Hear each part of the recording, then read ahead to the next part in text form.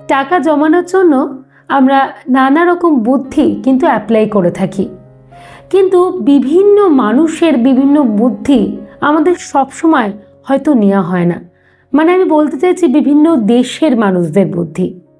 তাই আমার মনে হলো এই সংক্রান্ত বিষয় নিয়ে যদি একটা ভিডিও করা যায় তাহলে কেমন হয়।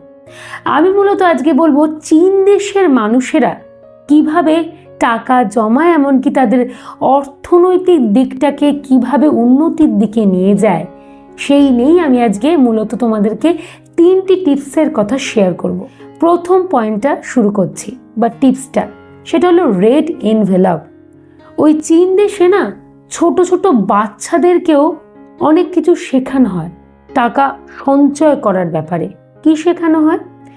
তাদের মূলত চন্দ্র নববর্ষ বলে একটা তিথি বা তাদের জন্মদিনে একটা রেড এনভেলপ দেওয়া হয়, মানে লাল খাম। এই প্রথাটাকে বলা হয় বা সেই খামটাকে বলা হয় হচ্ছে হংবাও।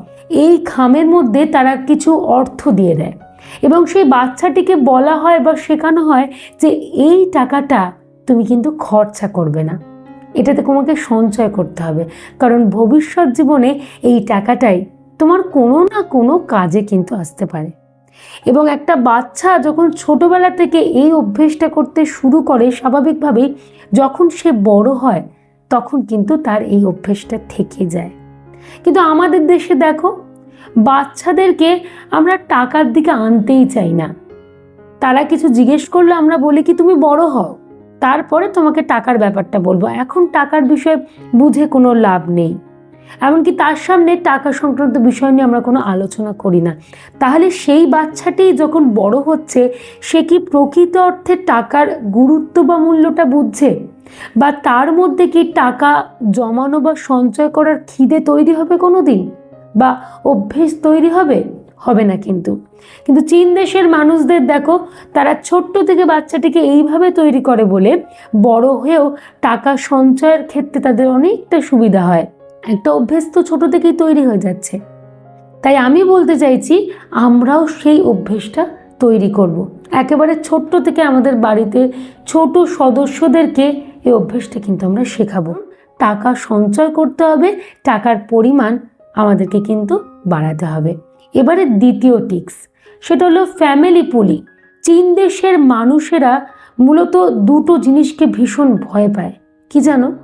আকস্মিক কোনো বিপদ, আর একটা হচ্ছে ভবিষ্যতের অনিশ্চয়তা। এই দুটো জিনিসকে না তারা ভয় পায় বা বলতে পারো প্রায়োরিটি দেয়।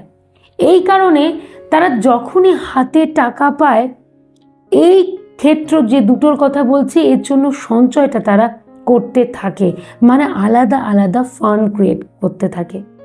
আমি এখানে আকস্মিক বিপদ বলতে কি বলছি বলো তো? হঠাৎ করে চিকিৎসা ক্ষেত্রে কোনো কারণে টাকাটা লাগলো। একটা কথা মনে রাখবে, শরীর খারাপ, অসুস্থতা বা চিকিৎসাতে অনেক অনেক টাকা কিন্তু ব্যয় হয়ে যায়। তো এর জন্য যদি আলাদা করে একটা ফান্ড ক্রিয়েট করা থাকে, তাহলে আমরা খরচাটা ইজিলি সেখান থেকে করতে পারবো। কি বোঝা গেল? সেই বুদ্ধিটা আমাদেরকে অ্যাপ্লাই করতে হবে। এবং আর একটা জিনিস কি, ভবিষ্যতের অনিশ্চয়তা। এর মধ্যে কোন জিনিসটা এখানে মেনলি দাঁড়ায়? এরা বাচ্চাদের পড়াশোনাটাকে ভীষণ পরিমাণে গুরুত্ব দেয়।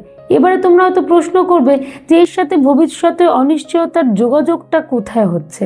100 বার যোগাযোগ রয়েছে। একটা শিশু যদি পড়াশোনা আটকে যায় কোনো রকম অর্থনৈতিক পরিস্থিতির জন্য বা কোনো কারণে, তখন তাহলে তো সেটা ভবিষ্যতে অনিশ্চয়তারই সমতুল্য, তাই নয় কি? তার জন্য তুমি পড়াশোনার খরচ দিতে পারছো না, তার পড়াশোনাটাকে কন্টিনিউ চালাতে পারছো না, তো এটা তো একটা অনিশ্চয়তা। তার জীবনটা কি হবে?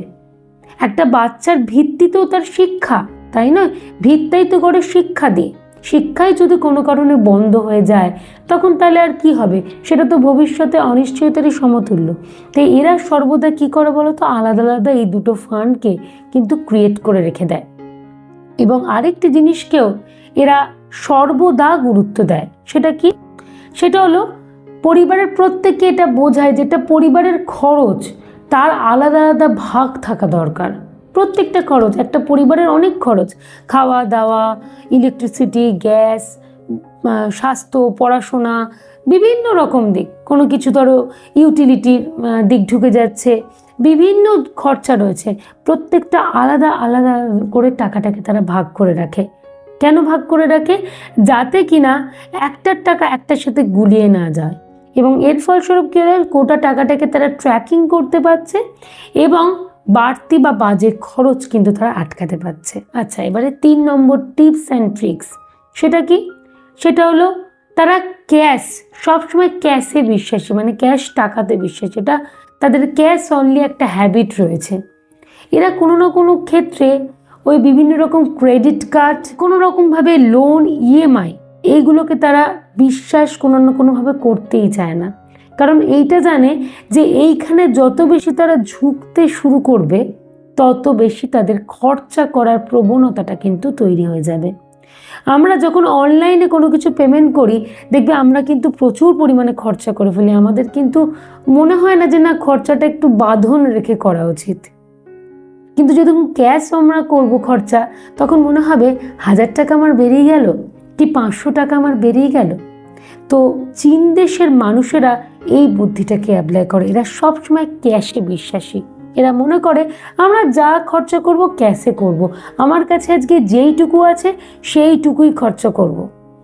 কোনো না কোনোভাবে লোন নিয়ে বা ইএমআইয়ের চক্করে পড়ে খরচা আমরা করব না। দেখো, এই কারণে তাদের অর্থনৈতিক দিকটা কিন্তু যথেষ্ট পরিমাণে আমাদের থেকে উন্নত। এই ছোট ছোট কিছু ট্রিক্স বুদ্ধি অ্যাপ্লাই করার জন্য আশা করি তোমাদের 3টে টিপস দিয়ে বোঝাতে পেরেছি যে চীন দেশের মানুষেরা কিভাবে টাকাটাকে সঞ্চয় করতে পারে। তো আমারও অনুরোধ, তোমরা এটাকে অ্যাপ্লাই করো, এই টিপসগুলোকে ফলো করার চেষ্টা করো, তাহলে দেখবে টাকা সঞ্চয় নিয়ে তোমাদের আর চিন্তা থাকবে না। তোমরা ইজিলি কিন্তু টাকা সঞ্চয় করে উঠতে পারবে।